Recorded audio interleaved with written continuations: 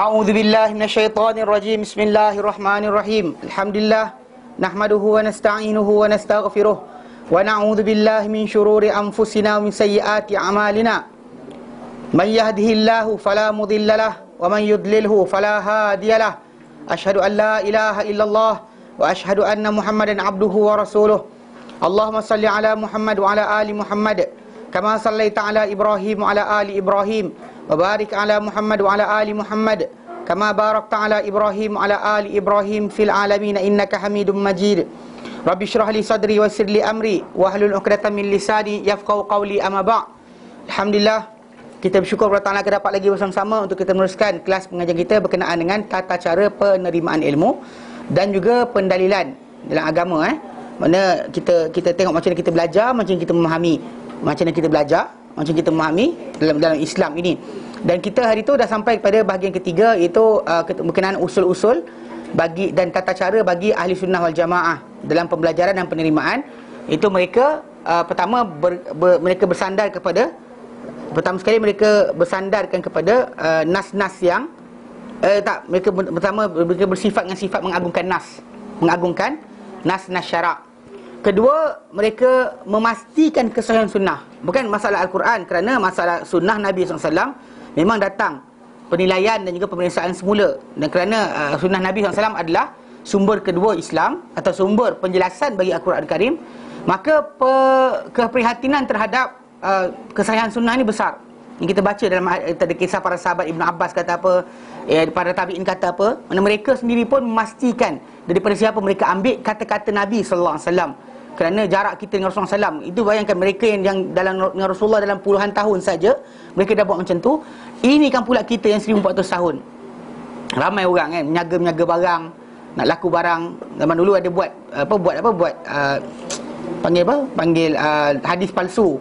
Dia jual terung, nak laku terung dia pun payah sangat, orang tak nak beli terung. Dia pun qala Rasulullah sallallahu alaihi wasallam bazinjan syifa min kulli da', terung ubat segala penyakit. Ya. Kan macam saya tengok baru ni yang saya sebut tu ada dekat dalam satu website tu, Juz Tok Guru ke apa. Dia letakkan hadis palsu berkenaan dengan minyak zaitun. Yang benarnya lafaz dia adalah kullu zaita waddahinu bihi fa innahu min syajaril barakah. Itu dalam Sunan Tirmizi. Maksudnya bakanlah zaitun, buah dia, dan pakailah minyak dengan zaitun, kerana ia daripada pokok berkat. Stop situ. Habis itu je. Okay. Tapi dia pula letak kat situ, makanlah zaitun dan pakailah minyak dengannya, kerana dia boleh menyembuhkan 70 jenis penyakit termasuk kusta. Dia ni panggil mandai panggil. Nak lakukan barang, tipu atas nama Nabi SAW. Apalagi kalau mazhab, fahaman dan sebagainya, banyak berlaku macam tu. Kan, orang yang nak buat fahaman wahdatul wujud, buat hadis sendiri, yang Mu'tazilah reka, yang Syiah reka. Jadi dengan sebab itu pemastian kesahihan sunnah tadi penting.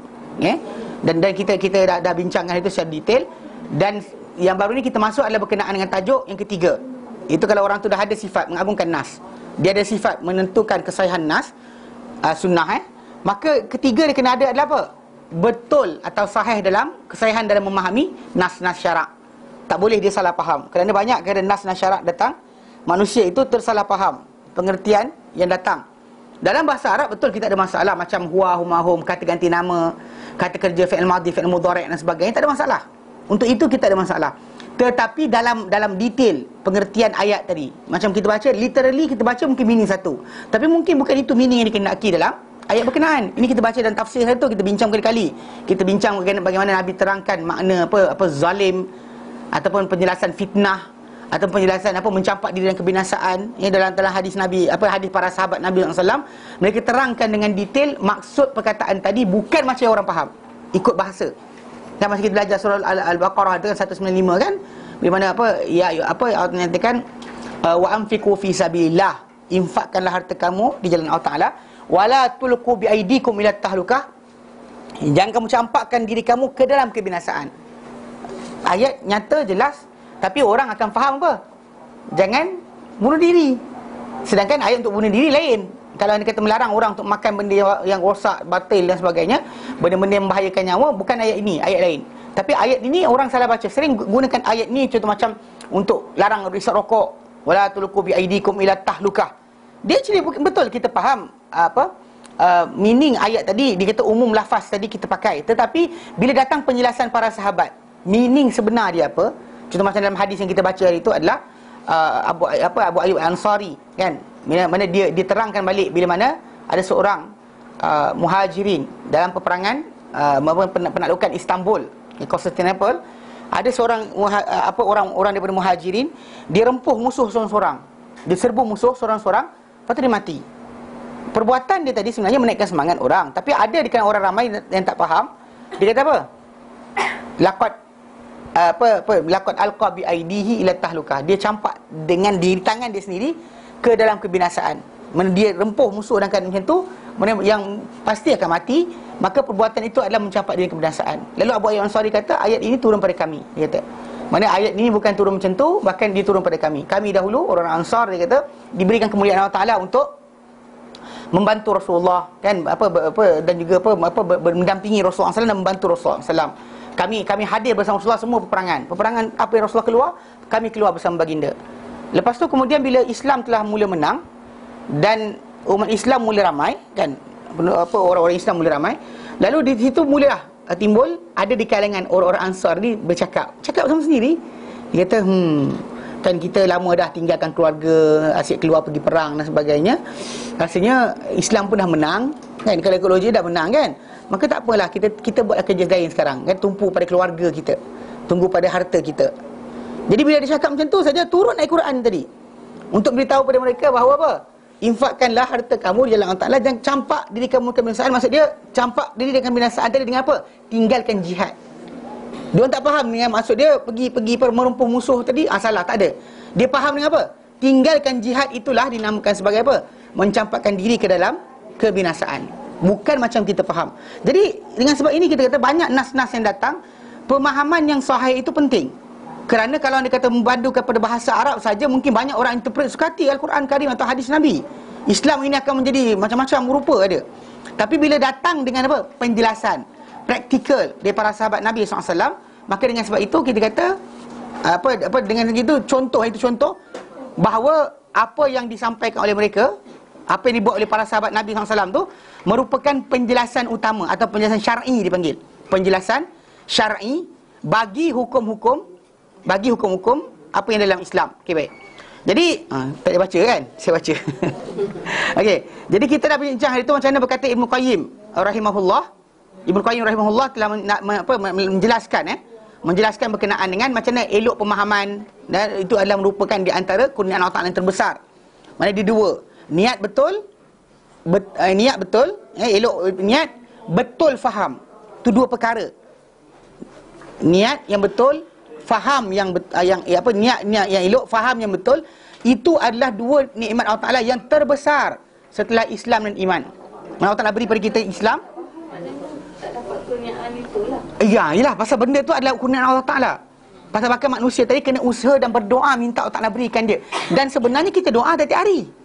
Bila kita berdoa dalam apa? Suratul Fatihah, kita kata ihdinas siratal mustaqim, siratal ladzina an'amta 'alaihim, ghairil maghdubi 'alaihim waladdallin. Dua tu mana jalan orang kau beri nikmat ke atas mereka, bukan jalan orang kemurkai, bukan jalan orang yang sesat.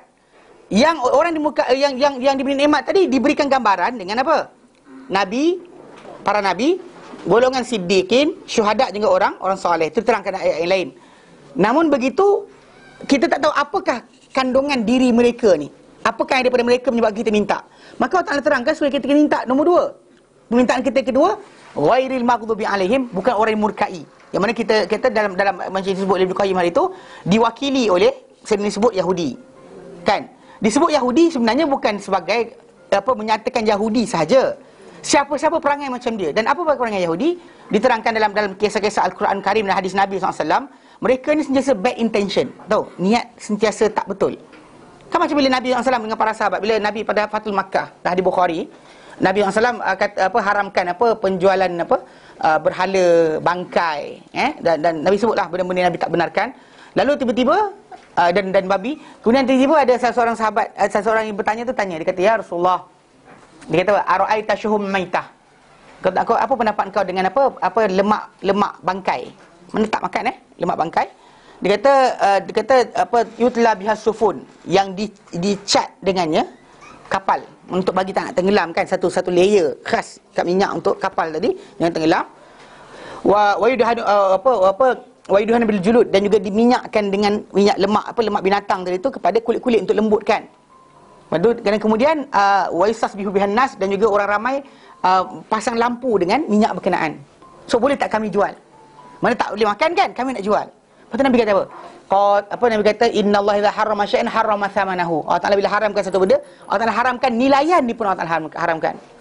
Dan Nabi rujuk kepada apa? Refer berkenaan dengan perbuatan golongan Yahudi. Nabi kata qatallahu al-yahud. Allah Taala apa binasakan orang Yahudi.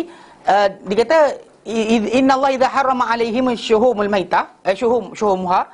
Bila Allah Taala haramkan ke atas mereka ni lemak binatang, bukan bangkai, binatang mereka sembelih, lemak yang tertinggal, contoh macam yang tidak dalam daging tidak dalam daging, semua diharamkan langsung, tak boleh makan.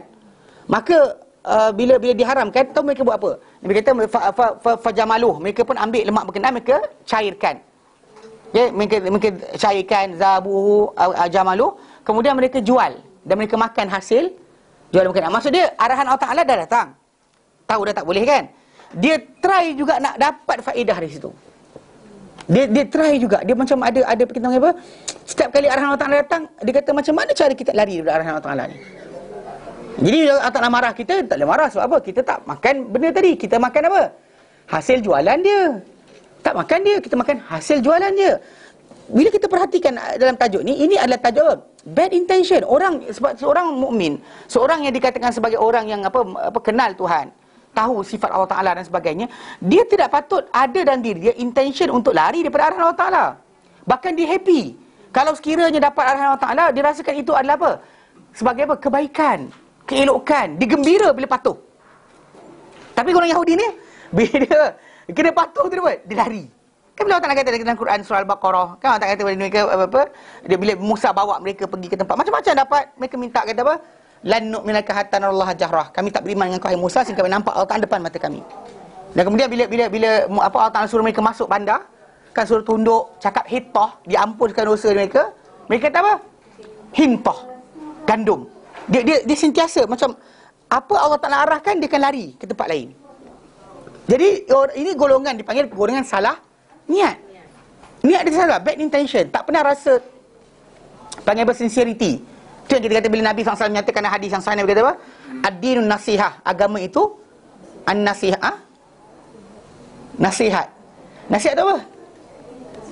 Bukan, tulus ikhlas. Nasaha dalam bahasa Arab, selain maksud dia memberi nasihat pada orang, dan maka actually kita beri nasihat pada orang, maksud dia apa? Kita nak purekan dia daripada segala benda yang tak elok. Sebab bila kita nampak ada benda cacat pada orang tu, pincang, tak bagus, kita datang dia, saya rasa awak tak patut buat macam ni. Kita sebenarnya sedang membersihkan dia. Itu meaning asal dia. Maksud dia, meaning asal nasaha bukan daripada bahasa, bukannya untuk menasihatkan. Bahkan perbuatan menasihatkan itu adalah meaning asal dia. Maksud dia apa? Membersihkan sesuatu. Contoh macam dia, bahasa Arab yang asal digunakan nasahatil asalu. Nasahtul asal. Nasahtul asal, mana aku tulinkan apa? Madu berkenaan. Maksud aku tulinkan adalah aku bersihkan dia daripada segala hampas, daripada lilin, daripada anak dan sebagainya. Maka perbuatan dia dipanggil nasahtul asal. Faham tak? Jadi bila Nabi kata ad-dinun nasihah, agama itu apa?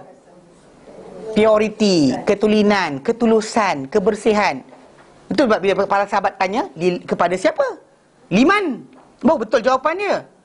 Mana tulus ikhlas kepada siapa? Sincerity kepada siapa? Lepas tu para sahabat tanya, minta Rasulullah kata lillah. Lillah. Apa? Kepada Allah. Betul. Kena tak meaning dia? Kalau tidak, kita baca agama itu memberi nasihat. Lillah, kepada Allah. Asal beri nasihat kepada Allah? Betul tak? Faham tak jadi meaning dia lari? Pasal kita lupa sebenarnya maksud itu bukannya menasihatkan. Bahkan maksud dia apa? Memberikan apa? Mana sincerity. Pasal tulen. Tak ada bercampur dengan apa-apa. Mana? Itu Nabi kata agama itu tulus ikhlas. Maksud dia apa? Kepada siapa? Kepada Allah. mana bila Allah Ta'ala arahkan apa-apa, kita dalam diri kita tak ada sebarang intention untuk lari daripada arahan Allah Ta'ala. Tak ada dalam diri kita untuk tak nak patuh. Kan? Macam mana kita nak culas benda ni? Kan macam orang kan beli apa, nak apa, tak nak, bila signboard tulis apa? 110 km sejam. Kita nak bawa 150. Kan? Dekat depan tu ada AES. So apa cara dia? Download application yang beritahu kita AES kat mana. Jadi bila dalam 1 km dia beritahu AES camera detected, kita pun slow. Okey. Maksud dia kita cari jalan untuk tak payah patuh. Betul? Okey. Dengan Allah Ta'ala tak boleh macam tu. Bila ada orang buat macam tu dengan Allah Ta'ala, maksud dia sincerity tu hilang. Mana dia tahu Allah Ta'ala tu alim, khabir. Maksud dia maha mengetahui. Apa alimul ghaib, alimul ghaib, tahu benda ghaib. Maksud dia apa dalam diri kita ni Allah Ta'ala tahu semua sekali. Kalau Allah Ta'ala sebut dalam Quran, lillahi ma fis samawati wa fil ard. 3 ayat kan, surat Baqarah yang terakhir. Kalau Allah kata milik Allah Ta'ala apa di langit dan juga di bumi. Wa in tubdu ma fi anfusikum, kalau kamu zahirkan apa dalam diri kamu, au tukhfu, atau kamu sembunyikan, yuhasibukum bihi Allah Ta'ala, yang hisap semua sekali. So tak ada gunanya seorang itu tak sincere pada Allah Ta'ala. Kena sincere. Pasal bila tak sincere tu rugi. Pasal Allah Ta'ala memang tahu pun apa dalam hati dia ada apa. Mana maksud dia bila dia kata apa? Aku macam ni, tak. Dia seolah-olah menipu diri sendiri. Dia tahu Allah Ta'ala bersifat dengan sifat apa? Mengetahui apa benda, apa sirri wa akhfa, mengetahui apa yang rahsia yang tersembunyi. Apa yang rahsia dan apa yang tersembunyi semua tak nak tahu. Tapi kenapa kita nak try, nak apa tahu? Cover dengan apa? Dengan benda tak elok. Macam kita bila kita buat macam tu kan. Kita buat segala arahan Allah Ta'ala, tapi dalam masa yang sama kita cari jalan. Macam mana aku nak lari daripada arahan ni? Macam mana tak payah semayang? Macam mana tak payah sekian? Macam mana boleh makan harta yatim? Macam mana boleh aku nak dia try cari jalan. Nak halalkan juga benda yang haram. Macam mana nak makan dekat kedai yang ada hidang arak? Macam mana nak, kan? Kenapa? Tak meaning that di sini kita tak ada sincerity. Okey, lillah. Kemudian wali rasulih, yang kepada rasulnya. Kepada rasulnya, kepada utusan Allah Ta'ala. Itu rasulnya, wali kitab tu. Okey? Wali apa? Lillah, wali kitabhi, wali rasulih. Mana kitab Allah Ta'ala, maksudnya apa arahan dalam kitab, kita dengar, memang kita intention kita untuk patuh. Bukan cari jalan. Mana loophole? Kan macam kita baca agreement kan. Mana loophole nak lari? Ini tak. Ni kita baca agreement kita dengan Allah Ta'ala, maksud dia apa? Kita patuh semua sekali. Pasal tak guna kita menipu pun. Kan itu sebab kenapa bila kita baca Al-Quran, kita terima arahan Allah Ta'ala, dalam hati kita bila ada saja apa saja, sami'na wa ata'na. Bukan macam sami'na wa asaina. Bukan sami'na wa asaina. Sami'na wa ata'na. Kami dengar, kami taat. Itu benda besar, benda utama yang kena ada dalam hati seorang itu. Mana kepada kita Allah Ta'ala, kepada Rasul, wali rasulihi, dan kepada Rasulnya, Rasul Allah Ta'ala. Maksud dia, bila Rasul tu, maksud dia dengar arahan Rasulullah SAW. Apa yang Nabi tunjukkan, semua sekali dia melihat sebagai benda tu adalah apa? Sebagai cara dia sampai kepada kasih Allah Ta'ala. Dia nampak benda tu adalah kebaikan, bukan keburukan. Nabi tak pernah arahkan kita satu perkara untuk kita rugi. Nabi tak pernah arahkan kita satu perkara untuk susahkan kita. Datang Islam ini untuk pemudahan, bukan untuk penyusahan. Kalau kita dalam hati kita rasa benda berkenaan, kita akan terbuka. Dengar arahan Allah Ta'ala, kita happy. Mana Allah Ta'ala arahkan, aku dengar, aku taat. Semalam ada seorang, Timur Tajuk. Adik ipar saya tanya. Dia ada seorang pensyarah dekat UiTM, kat belah Kedah. Tak, orang berumur. Saya tahu dari umur apa. Tapi biasa cara macam ni, kadang-kadang nak tackle budak perempuan macam tu lah. Tunjukkan kita pandai kan. Tanya apa? Tanya soalan dia apa? Soalan dia tanya antaranya adalah kenapa tawaf 7 kali? Kenapa tawaf 7 kali? Kenapa sekian? Dia tanya macam-macam benda. Kenapa? Saya kata Allah Ta'ala buat apa dia nak. Kenapa nak bersoalkan? Dia punya hak lah nak tentukan. Dan contoh macam dia katakan, contoh macam bila jawapan paling besar adalah dalam surah Al-Baqarah. Bila kita baca apa? Sayaqulu sufaha'u minan nasi ma wallahum an qiblatihim allati kanu 'alaiha. Akan berkata orang bodoh di kalangan manusia, apakah yang mengalihkan mereka, itu orang Islam, daripada kiblat yang asalnya mereka menghadap kepadanya. Lepas tu Allah Ta'ala suruh Nabi jawab apa? Qul lillahil masyriq wal maghrib. Hai Muhammad, kata pada mereka, milik Allah timur dan barat. Mana Allah Ta'ala punya milik? Yahdi man yasha', dia beri hidayah kepada siapa-siapa dia nak, ila siratal mustaqim, perjalanan yang lurus. Maksud dia nak arah kita ke mana sekalipun itu hak dia. Hatta tu Ibnu Katsir dalam pembahasan ayat ni, dia kata apa? Kalau sekiranya dalam satu solat kita buat, Allah Ta'ala suruh kita hadap pada lebih daripada satu kiblat. Contoh solat Zuhur ada 5 kiblat. Ketika berdiri hadap Kaabah. Rukuk, pusing tempat lain. Sujud, pusing ke timur, sujud ke barat dan sebagainya. Kena buat. There's no question. Pasal memang betul, kita boleh try nak faham Islam dengan arahan Allah Ta'ala. Tapi bukan itu puncanya. Punca utama dia adalah apa? Sami'na wa ata'na. Allah Ta'ala uji kita. Macam mana kita dengan kemajuan yang kita ada, kepandaian yang kita ada, buku yang banyak kita baca, tiba-tiba kena patuh kepada seorang Nabi yang diberikan wahyu oleh Allah Ta'ala 1400 tahun dulu di dalam tamadun manusia yang tak ada komputer, tak ada internet, tak ada kapal terbang dan sebagainya. Actually benda ni besar. Kan payah. Kan kita rasa kita pandai dah ni. Yang bijak bistari dah. Ada PhD, ada sekian dan sebagainya. Kan? Macam-macam benda kita ada. Harta kita ada banyak dan sebagainya. Rumah kita lagi moden. Kan? Tepuk-tepuk tangan, lampu nyala. Tepuk-tepuk tangan, lampu hilang. Kan? Contoh kita rasa moden gila dah rumah kita. Dia kata zaman Nabi kena pasang kereta padam-padam nyala. Kan? Jadi, macam mana arahan Allah Ta'ala kepada Nabi kena apply pada kita. Sebenarnya itu benda besar. Yang patut pada diri kita adalah apa? Sami'na wa ata'na. Tak ada benda lain. Itu kita kata macam bila seorang tak faham macam tu, dia akan mula persoalkan. Jadi situ saya kata dengan apa saya terang adik-adik pasal saya kata orang ni salah, saya kata pertama sekali terus layan.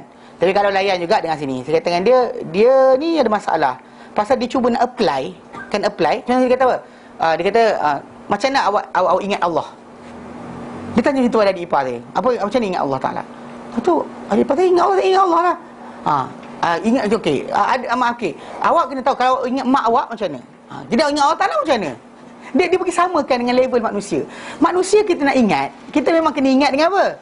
Dengan rupa dia, wajah dia, bentuk dan sebagainya. Tapi Allah Ta'ala laisa kamitslihi syai'. Tak serupa dengan suatu benda pun. Bahkan diingati Allah Ta'ala dengan apa? Kurniaan daripada kita. Itu dah madai. Bahkan Allah Ta'ala suruh kita beriman kepada dia dengan ghaib. Bukan dengan nampak. Dalam surah Al-Mulk Allah Ta'ala nyatakan, innal ladzina yakhshawna rabbahum bil ghaib. Sebenarnya orang-orang yang takutkan Tuhan mereka dengan apa? Ghaib, bukan dengan nampak. Lahum maghfiratun wa ajrun kabir. Untuk mereka ada keampunan dan juga ganjaran yang besar. Mana salah faham lah kalau orang cuba try cari, dia apply apa? Kenal Tuhan, ingat Tuhan macam ingat makhluk. Salah. Kan? Untuk kita ingat anak kita bayang muka, ingat mak kita bayang muka. Betul lah itu kalau mak kita. Tapi sebenarnya untuk Allah Ta'ala tak macam tu. Pasal dia laisa kamitslihi syai'. Tak serupa dengan suatu benda pun. Memadai kita kenang apa diberi pada kita. Kenang apa ayat-ayat yang membincangkan tentang apa neraka. Kenang tentang tajuk ayat-ayat tentang syurga. Dan kita ada perasaan diri kita takut, harap dan sebagainya tanpa kita nampak. Itu penting. Tapi manusia degil kan. Kadang saya rasa nak ni jumpa dekil kepala tau kan. Itu masalah sebenarnya. Kan itu masalah dia. Pasal manusia ni kadang tak reti. Lepas tu Nabi kata, bila Nabi kata sincerity, agama adalah sincerity, sebab apa? Sebab betul niat itu adalah benda yang besar. Kalau tak nak kurniakan kita ada sifat tak bercabang tau. Tak ada perangai apa sambil menyelam sambil minum air, tak ada.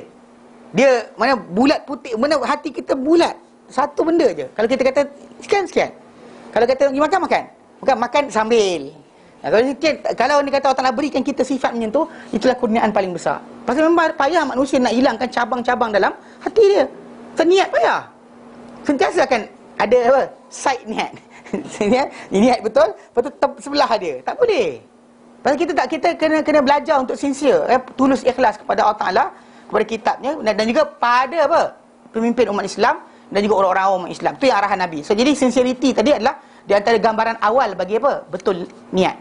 Macam yang disebut apa? Pasal orang yang maghdubi alaihim dalam Quran adalah orang-orang yang tahu kebenaran tapi lawan kebenaran. Dan sebaliknya yang kemudian kedua pula adalah apa? Dhalin. Orang-orang yang sesat. Mana tiap-tiap hari sebenarnya kita minta supaya Allah Ta'ala berikan kita apa? Betul faham, elok niat, betul faham. Tiap-tiap hari kita minta, ya Allah jangan jadikan aku macam ni, jangan jadikan aku macam ni. Mana jadikan aku orang yang niat sentiasa rosak, jangan jadikan aku orang-orang yang sentiasa salah faham. Tu kita tiap hari kita minta. Tu sebab Ibn Qayyim kata antara benda kurniaan Allah Ta'ala paling besar, benda Allah Ta'ala kurnia kepada kita itu kurniaan besar. Kalau kita dapat kurniaan ini adalah kurniaan Allah Ta'ala yang terbesar pada diri kita. Tapi kalau kata orang tak faham-faham, ada masalah.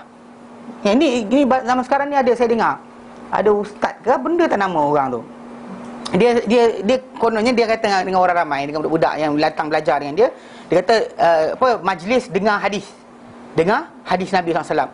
Tapi ideologi yang dia ada, yang saya tengok dia baru ni kawan-kawan tunjukkan apa benda status Facebook yang dia perbualan dia dengan seorang lagi.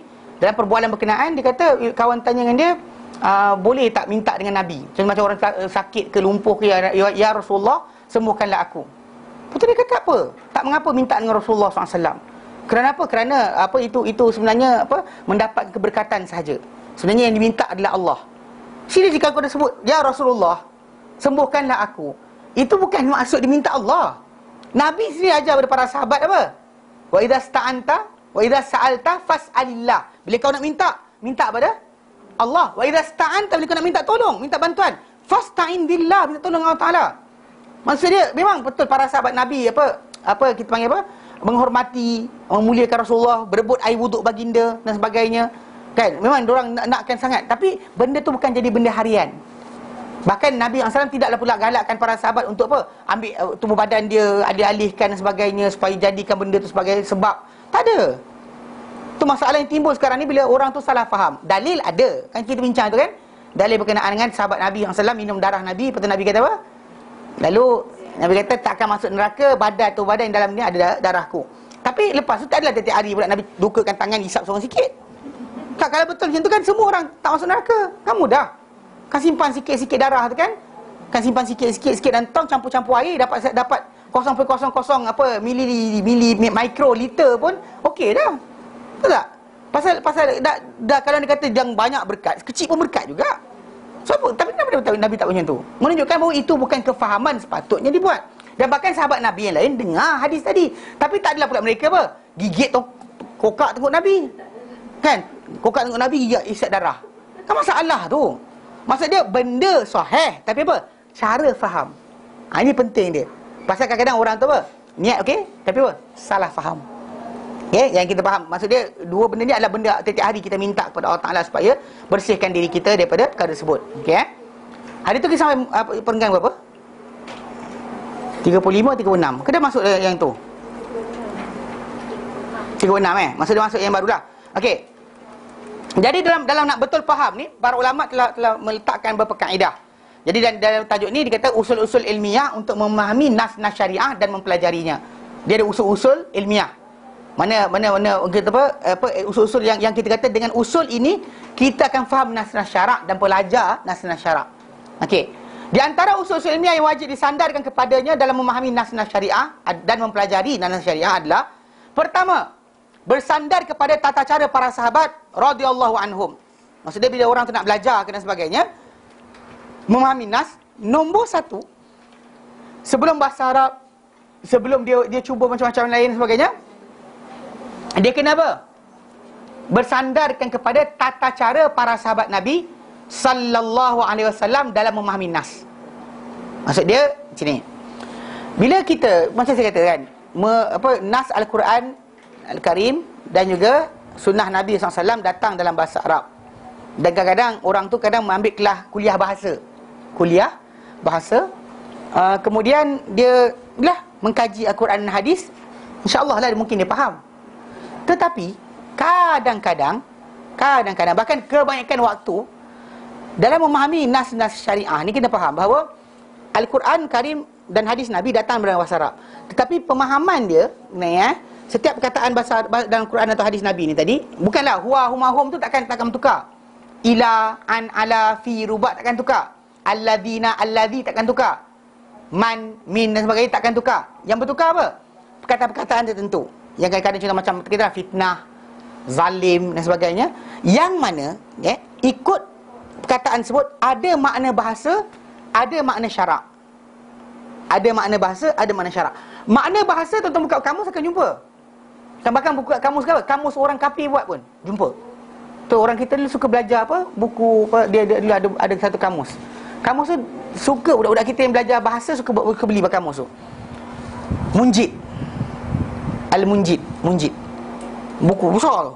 Munjid dalam sejarah. Memang buku tu kamus yang actually dahsyat, hebat. Tapi bukan dibawa oleh Islam.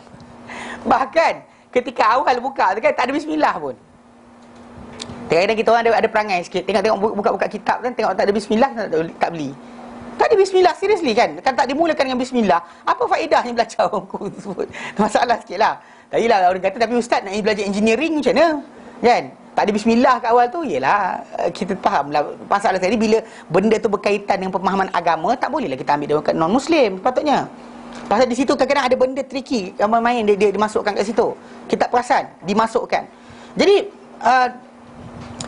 mana kamus tadi dipelajari atau diajarkan atau disampaikan atau dikarang oleh sekumpulan orang-orang bukan Islam. Yang mereka ni belajar bahasa Arab bagus, hebat. Dahsyat. Kadang-kadang kita tengok baca surat dia, kalah orang Melayu yang belajar dekat pondok-pondok dan sebagainya, tak sehebat tu. Macam saya tengok seorang surat yang ditulis oleh seorang pensyarah daripada universiti di Jerman.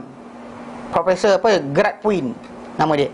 Dia tulis surat dia tulis kepada mufti Yaman. Kes tu timbul tahun 99 dahulu. Ada seorang lelaki nama dia Toby Lester. Dia tulis dalam satu jurnal, satu majalah di Amerika Syarikat, supaya dia kata Al-Quran itu perlu dikaji semula. Letakkan, mana sekarang ni dia kata para ilmuwan sedang meletakkan kanta pembesar kepada Al-Quran macam dia dibuat pada kitab-kitab terdahulu. Dan dia cuba untuk mainkan sentimen. Dia kata di Sana'a pada tahun 60-an 50-an dahulu ditemui Quran lama yang tak serupa dengan Quran yang kita pakai sekarang. Ini kata-kata dia lah. Sebenarnya kita kena di Yaman ditemui Quran berkenaan di masjid lama, masjid Sana'a lama tu. Kerajaan Yaman terus panggil pakar-pakar kaligrafi, pakar-pakarnya, bahkan sebahagian besar mereka bukan daripada dunia Islam. Antaranya adalah Profesor Gerard Puin.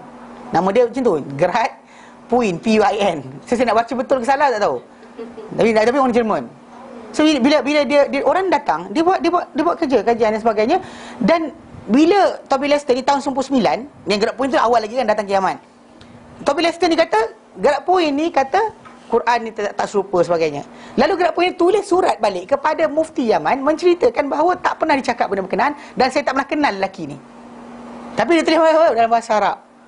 Kalau tuan baca buku surat dia, tak tuan rasa pun orang tuan Jerman. So budak-budak kita belajar bahasa Arab lama pun tak kerti tulis macam dia, dengan bunga bahasa dan sebagainya. Hebat. Tetapi di sini kena faham, bila balik pada nas-nas syariah, dia bukan setakat bahasa Arab. Bahkan nombor satu sebelum bahasa Arab adalah apa? Pengertian syarak, yang hanya diketahui melalui apa? Hadis Nabi atau Al-Quran, Quran dengan hadis, atau Quran dengan apa? Dengan pengetahuan yang para sahabat belajar daripada Rasulullah sallallahu alaihi wasallam. Sebab macam tadi kita kata berkenaan dengan apa? Wala tulqu bi aidikum ila tahlukah. Kan ikut bahasa pengertian dia adalah mana mencampak diri ke binasaan lah, umum. Tapi bila dibalikkan kepada pengertian yang dikehendaki oleh Allah dan Rasulnya, bila balik pada para sahabat ceritakan, mana benda tu berlaku bila mereka cuba nak tinggalkan apa? Berhenti berjihad, nak duduk rumah dan sebagainya, nak bersara. Tak nak pergi jihad dah. Letih dah kan? Jadi benda berkenaan Allah Ta'ala kata jangan campak diri kemanusiaan, dia itu dengan meninggalkan jihad. So jadi pengertian tu takkan kita nampak kalau kita cakap buka kamus. Sebab kenapa kita kata dekat sini bersandar pada tata cara para sahabat nombor satu. Sebab kenapa bila kita nak faham orang tu betul ke tidak, apa dia faham tadi, para sahabat faham tak? Kan? Apa dia faham tadi, para sahabat faham tak? Nak tahu macam tu je, mudah, simple. Kan bila orang tu kata macam ni kan, saya kefahaman kita adalah bla bla bla, tanya dia, ni sahabat faham macam tu ke tidak? Sebab para sahabat Nabi SAW, mereka kedudukan bukan macam kita. Okey, para sahabat radhiyallahu ta'ala anhum mempunyai kedudukan yang agung. Allah telah memuliakan mereka, meninggikan kedudukan mereka, mengangkat nilai dan darjat mereka, memperakui kebaikan mereka dari atas 7 langit. Maksud dia tak ada orang yang Allah Ta'ala berikan clarification dia ni baik, bagus berbanding dengan para sahabat Nabi SAW. Bahkan Allah sebut dalam Quran surah Taubah ayat 100, was-sabiqunal awwalun minal muhajirin wal ansar, dan orang-orang yang awal, yang terdahulu, yang masuk Islam dan mula-mula masuk Islam, dari kalangan muhajirin dan juga ansar, walladzina taba'uhum bi ihsan, dan juga orang-orang yang mengikuti mereka dengan baik. Mana mereka dah confirm, tapi dan juga nak masuk bersama mereka adalah orang yang ikut mereka dengan elok, ikut para sahabat dengan bagus. Radhiyallahu anhum wa radu an. Allah Ta'ala redha terhadap mereka dan mereka redha terhadap Allah SWT. Ni dia kata, ini kata ni yang kita katakan apa timbul radhiyallahu anhum ni adalah pangkat terbesar kalau seorang manusia nak capai. Yang kita kata takkan nak jadi alaihi salam kan. Alaihi salam tu ngarut je kan. Okey, ini kata apa? Jannatika mutabi. Sekejap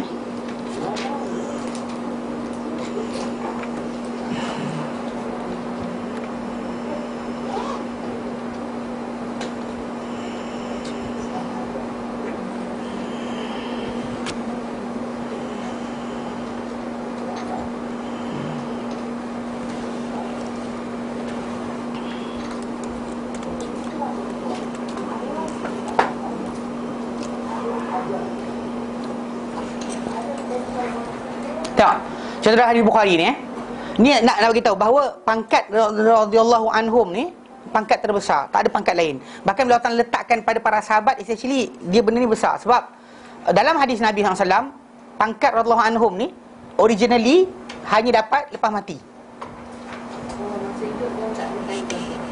There's nobody. Contoh macam ni dalam hadis Nabi ni kita akan baca. Daripada Atha bin Yasar, daripada Abi Sa'id Al-Khudri, qala, berkata saya Abi Sa'id Al-Khudri, qala Rasulullah SAW, telah sabda Rasulullah SAW, inna Allah tabaraka wa ta'ala yaqulu li ahli jannah. Allah tabaraka wa ta'ala akan berkata pada ahli syurga, ya ahlal jannah. Lalu Allah Ta'ala kata, wahai ahli syurga. Fayaqulun, mereka pun berkata, labbaika rabbana wa sa'daik, kami sahut surang kau ya Allah Ta'ala, dan juga kebahagiaan semuanya daripada mu. Fayaqulu, mereka pun, lalu dia pun berkata, Allah Ta'ala berkata kepada mereka, hal raditum. Dia kata, ya, kamu reda? Happy? Reda dah? Are you pleased dengan apa yang kamu ada? Fayaqulun, mereka berkata, wa ma lana la narda. Kenapa kami tak reda? Wa qad a'taitana ma lam tu'ti ahadan min khalqika. Sesungguhnya kau telah berikan kami apa yang kau tak berikan sesiapa di kalangan hamba-hamba kau, makhluk kau. Fayaqulu, Allah Ta'ala pun berkata, u'tikum afdala min dhalika. Aku akan beri kamu apa yang lebih baik daripada itu. Dan satu riwayat lain, orang-orang ahli syurga kata, ya Allah, bukankah kau telah masuk kami dalam syurga engkau? Engkau lindungi kami daripada neraka engkau. So apa lagi kami nak? Maka Allah Ta'ala kata, aku akan berikan kamu benda yang lebih baik, lebih afdal daripada itu. Qalu, mereka berkata, wa ayyu ya rabbi ya rabb wa ayyu syai'in. Dan apakah benda berkenaan? Ya Rabb, wahai Tuhan, apakah benda tersebut? Benda yang dia kata benda yang lebih afdal daripada apa yang diorang sedang dapat sekarang ketika tu. Ayyu syai'in afdalu min dhalika. Fayaqulu, Allah Ta'ala berkata, uhillu alaikum ridwani. Aku halalkan ke atas kamu apa? Keredaanku. Keredaanku. Fala askhatu alaikum ba'dahu abada. Maka aku takkan murka ke atas engkau sesudah itu sama sekali, selama-lamanya. Maksud dia, Allah Ta'ala kata kepada mereka, lepas semua nikmat mereka dapat, the last thing Allah Ta'ala bagi apa? Ridwan. Keredaan Allah Ta'ala ke atas mereka. Tapi para sahabat Nabi SAW, Allah Ta'ala berikan gelaran berkenaan tak mati lagi. Faham tak? Tak mati lagi, tak masuk syurga lagi, dah diberikan Allah Ta'ala apa? Radhiyallahu anhum. Redha Allah Ta'ala terhadap mereka. Ini benda ni gelaran yang takkan ada. Datuk ke Tan Sri pun tak dapat gelaran besar macam ni. Faham tak? Ni gelaran lebih besar. Allah Ta'ala redha. Seriously, Allah Ta'ala redha. Tuhan jadikan alam ni redha kepada seorang itu. Tak ada lebih besar daripada itu. Tapi banyak orang tak faham kan? Dia tak faham bahawa apa bila Allah Ta'ala sebut macam tu, itu adalah benda yang besar, benda yang tak dapat dinilai sebenarnya. Pasal hanya berlaku pada orang syurga, ahli syurga lepas masuk syurga. Di dunia lagi dah diberikan benda berkenaan. Kumar apa Ustaz? Ha? Kumar dua lah. Diorang mana? Kadang-kadang Umar, Ibnu Umar, Umar dengan anak dia, Abbas, Ibnu Abbas. Dua orang. Okey. Tapi sekarang ni maksudnya Allah Ta'ala kata, Allah Ta'ala redha terhadap mereka, mereka pun redha terhadap Allah Ta'ala. So Allah Ta'ala mulakan dengan redha pada mereka. Bayangkan. Ini para sahabat Nabi SAW, bukannya sesiapa yang orang lain. So kenapa kita kata tak ada siapa boleh mengatasi para sahabat dalam perkara ni? Okey? Ada kes yang kata apa? Ni sama juga kisah orang bercakap tu, dia kata tok guru saya dulu nak mati tak takut pun. Happy je. Dia bersedia. Sahabat Nabi nak mati menangis. Siapa lagi bagus? Mestilah para sahabat Nabi. Kalau orang yang Nabi kata Nabi berjanji macam-macam, nak mati tu kebimbangan tu ada. Pasal dia tahu sifat Allah Ta'ala. Dia tahu Allah Ta'ala punya kuasa mutlak dalam mengubah apa saja. Dia takut. Tapi kita ni pasal apa? Tak belajar, tak tahu, mati. Pasal apa? Relax. Saya dah ambil bai'ah dengan guru saya.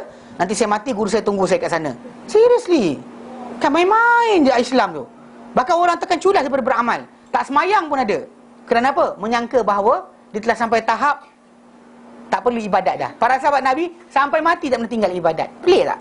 Harap dengan Allah tadi. Tu lah. Dia ada dia ada perjanjian dia. Tak boleh. Tak boleh. Para sahabat Nabi lagi hebat. Itu saya kata, tak ada orang tak berikan gelaran macam tu kecuali para sahabat Nabi SAW. Dan dia Allah Ta'ala berfirman, Muhammadur Rasulullah, Muhammad utusan Allah Ta'ala. Walladzina ma'ahu, dan orang-orang bersama baginda, asyidda'u 'alal kuffar, tegas dalam orang kafir. Ruhama'u bainahum, berkasih sayang di kalangan mereka. Mana maksud tegas tadi maksud dia zalimi orang kafir. Maksud dia orang kafir tadi kita bertegas. Boleh putih-putih hitam-hitam, tak ada apa grey area kita masuk sama. Kan? Dan sama orang Islam belas kasihan. Mana nampak orang Islam tu dia lebih belas kasihan daripada yang lain. Tarahum ruk'an sujada, kamu lihat mereka ni banyak rukuk, banyak sujud. Yabtaguna fadlan minallahi wa ridwana. Mereka mahukan, ingin mendapatkan kelebihan dari Allah dan juga apa? Keredaan Allah Ta'ala. Simahum fi wujuhim min athari sujud. Tanda mereka pada wajah mereka daripada kesan sujud. Imam Syafi'i rahimahullah menyatakan kesan sujud adalah nur muka, bukannya tumpuk di dahi. Pasal manusia ni kadang ada dia tak sama. Ada manusia yang kita kata kulit dia berminyak banyak, minyak lebih, sujud lama pun takkan bekas. Dia moisturize kan. Kalau dia kata kulit yang cepat kering tu memang bekas lah. Tu ada yang cakap kata tu apa kesan apa ing tu kan, dye daripada sujud benda berkenaan. Tapi kita kata sebenarnya benda tu tadi memang kita kata macam kita siku kita tenyih-tenyih lama-lama dia bekas lah. Tapi bekas tadi kalau kata orang tu asyik letak lotion tak nampak. Macam tu juga masalah dahi tu, rajin letak lotion ke, ataupun orang tu kulit dia jenis basah, lembab. Tak adalah Tosal sibuk macam dah lama sujud ni tak nampak kesan apa pun. Janganlah pening kepala pula. Pelik nama dia tu. Kan? Bukan macam tu cara dia. Okey? Sibuk pula cari batu nak genyih kepala, nak bagi dia bekas, salah. Tak pernah disuruh dalam Islam untuk benda tu. Jadi dia Syiah lah Dia sujud atas batu. Simahum fi wujuh min athari sujud. Tanda mereka pada wajah mereka dia kesan sujud. Zalika mathaluhum fit Taurah. Itulah permisalan mereka yang dalam Taurat. Dalam Taurat ada terangkan macam tu sifat mereka. Melihat orang Yahudi tengok, dikenal. Wa mathaluhum fil Injil, dan misal mereka dalam Injil kazar'in, seperti pokok. Akhraja syat'ahu, yang mengeluarkan apa? Dia punya tunas dia. Fa'azarahu, kemudian dia pun tegak, yang menjadi kuat. Fastaghlaba, menjadi tegak. Fastawa ala suqih, lalu dia tegak di atas apa? Di atas pangkalnya. Yu'jibu zurra', dia menjadikan takjub kepada apa? Orang yang menanam. Orang tanam pelik, cepatnya, bagusnya. Kan eloknya pokok ni, benih mana dia tak tahu. Kita bagi para sahabat Nabi 23 tahun, mana boleh nak menjatuhkan empire besar dunia kan? Mana dengan ajaran Nabi selama 23 tahun, tiba-tiba mereka bergerak lepas tu sampaikan Rom dan Parsi jatuh kepada apa dia menjadi taklukan Islam. Mana mungkin? Kan tak akan boleh. Bukan strategi. It's not about strategi. Banyak orang sebut kata ini strategi. Tak ada strategi dalam Islam. Bab-bab ini bukan strategi. Kita buat perancangan, usaha, effort, yes. Masalah berjaya tidak, itu terpulang pada Allah Ta'ala. Para sahabat realisasikan iman, Allah Ta'ala berikan apa Allah Ta'ala janjikan. Kita tak berikan iman kita dengan betul, maka Allah Ta'ala tak berikan kita apa Allah Ta'ala janjikan. Itu je. Kalau mereka dalam tempoh kita contoh macam jatuh kerajaan Rom dan Parsi. Pada zaman Umar bin Khattab anhu kan, mana para sahabat bukan bertambah kaya, bukan bertambah kuat ekonomi, bukan bertambah kuat badan, bukan bertambah hebat teknologi, tapi iman mereka sebenarnya Allah Ta'ala berikan mereka sebab iman mereka yang benar. Kita sekarang ni iman kita goyang. Nak buat tindakan, nak kata haram tu haram, halal tu halal, takut. Contoh macam nak kata tidak boleh meraihkan kerakyatan orang-orang bukan Islam yang berkaitan ketuhanan. Nak cakap itu pun takut. Tak boleh cakap, nanti kang kena gam. Apa pasal? Kan? Tapi kalau dikata orang-orang contoh macam dalam parti politik, orang ni sekian-sekian buat kerakyatan sebab apa? Berjaya kalahkan kita. Kita pergi. Dia pula pergi. Dia buat kenduri tu untuk tunjukkan dia menang. Tak pergi langsung. Tapi kenapa? Sebab itu politik. Tapi bila sampai berkenaan ketuhanan, langgar. Tak ada sacred, tak ada kesucian Allah Ta'ala punya kedudukan. Ada orang mengaku ada Tuhan lain selain Allah Ta'ala, kita boleh tunduk. Sebab apa? Diplomasi. Mana boleh? Kan mana boleh? Bab lain tak apa. Kan dia sakit, tolonglah. Dia terongkang, angkatlah. Dia tu kereta, selamatkan. Tak ada masalah. Hantar hospital. Biar kereta kita berdarah dengan darah orang kafir sekalipun, tak ada masalah. Kan? Tapi jangan sekali-kali berkenaan ketuhanan. Bab lain tak ada masalah. Islam tak pernah sekat. Bahkan kita bayar bil hospital, nampak ada orang tu kena kanser, kita habiskan harta kita untuk membantu orang tu. Tak ada masalah. Islam tak masalah. Tak larang kita buat baik. Tetapi berkaitan ketuhanan, minta maaf. Tidak ada benda kat situ kompromi. Faham tak? Jadi mana Ju'jibuz Zurra' itu sebab para sahabat Nabi mereka ada sifat tadi. Itu sebab Islam pada zaman mereka tak rosak. Tak ada diubah, tak ada alter, tak ada inovasi, tak ada apa? Tak ada di apa panggil apa? Dipanggil apa? Improvise Islam tu. Modify apa yang potong sini, kerat sini, tak ada. Sebab kenapa? Apa Allah Ta'ala janji mereka dapat. Okey? Liyaghiza bil kuffar, dan supaya dimarahkan dengan sebab apa? Dengan sebab menjadikan marah dengan sebab pokok berkenaan hasil mereka ni kepada orang-orang kafir. Wa'adallahu alladhina amanu wa amilus solihat minhum maghfiratan wa ajran azima. Allah Ta'ala menjanjikan orang-orang beriman dan beramal soleh di kalangan mereka, di kalangan para sahabat ini, maghfiratan, keampunan, wa ajran, dan juga ganjaran azima, yang besar. Itu para sahabat Nabi SAW punya kedudukan. Abdullah bin Mas'ud radhiyallahu anhu telah berkata, ni kita ambil semua sekali nak faham betul kedudukan para sahabat. Sepanjang sampai ni kan kita, kenapa para sahabat cakap itu kita kena ikut? Diorang kan manusia juga? Tak, tunggu kejap. Sebelum cakap macam tu, dengar dulu. Abdullah bin Mas'ud radhiyallahu anhu telah berkata, barang siapa yang mengambil tauladan, maka ambillah teladan pada para sahabat, pada mereka yang telah mati. Mana siapa-siapa nak ambil kan? Apa contoh, mengambil ikutan, mengambil apa tauladan dan sebagainya, ambillah pada orang mati. Jangan ambil orang hidup. Pelik juga kan? Kita ambil orang hidup lah kan? Tak, ambil sama orang mati. Kerana yang hidup tidak aman fitnah terhadapnya. Orang yang hidup ni tak selamat daripada ujian. Ada saja ujian, ujian harta, ujian kedudukan, pangkat dan sebagainya, yang kadang-kadang akan mengubah kedudukan orang berkenaan. Kadang harta, kan patut nak cakap benda yang haram tu haram, halal tu halal, tak boleh tu tak boleh, sunnah itu sunnah, bid'ah itu bid'ah, nak cakap. Tapi pimbang, takut kena gam, takut tak dipanggil untuk berceramah, takut sekian-sekian sebagainya, maka manusia akan berubah. Banyak kita kata golong-golongan yang kita panggil yang tersesat ni kan.